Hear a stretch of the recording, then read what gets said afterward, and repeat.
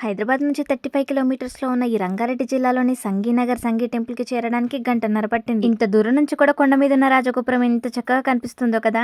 సంగీ temple కొలువైన ఈ కొండ మనకు పరమానందగిరి అని పిలువబడుతుంది. 1991లో ఇండస్ట్రియలిస్ట్ సంగీ ఫ్యామిలీ చేత ఈ ఆలయం నిర్మించబడింది. కొండ మీదున్న ఆలయం వరకు మనం ఇలా వెహికల్ తో పాటు వెళ్ళొచ్చు. పార్కింగ్ ప్రైసెస్ అయితే ఇలా ఉన్నాయి. కొండ మీదకి వెళ్లే దారిలోనే మనకు మొదట హనుమంతుడి ఆలయం కనిపిస్తుంది. హనుమంతుని దర్శించుకుని అలా కొండపైకైతే వెళ్లిపోయాం. ఇలా కొండ మీద పచ్చని వాతావరణంలో ఆలయం అయితే చాలా బాగుంది. కొండపైన ఉన్న ఆలయాన్ని చేరడానికి ఇలా మెట్ల ద్వారం కూడా ఉంటుంది. ఎంట్రన్స్ లో ఉన్న ఈ రాజగోపురం 15 అడుగుల ఎత్తుంటుంది. ఈ ఆలయంలో ప్రధాన దేవుడు వెంకటేశ్వర స్వామి. ఇక్కడ స్వామివారి విగ్రహం 9.5 అడుగుల ఎత్తుంటుంది. ఈ ఆలయానికి పక్కనే రామాలయం, గణపతి దేవుడు, రాధాకృష్ణులు, దుర్గామాత, అష్టలక్ష్మి ఆలయాలు కూడా ఉన్నాయి. కొండపైనున్న ఈ ఆలయం అంతా చాలా విశాలంగా ఉంది. ఆలయం అంతా చోళ చాళుక్య నిర్మాణ శైలితో పాలరాతితో నిర్మించబడింది. ఈ ఆలయానికి దగ్గరలోనే రామోజీ ఫిలిం సిటీ కూడా ఉంటుంది. పరమానందగిరి కొండపై ఉన్న ఈ సంగీ ఆలయాన్ని దర్శించడానికి మీరు తప్పకుండా వెళ్ళండి.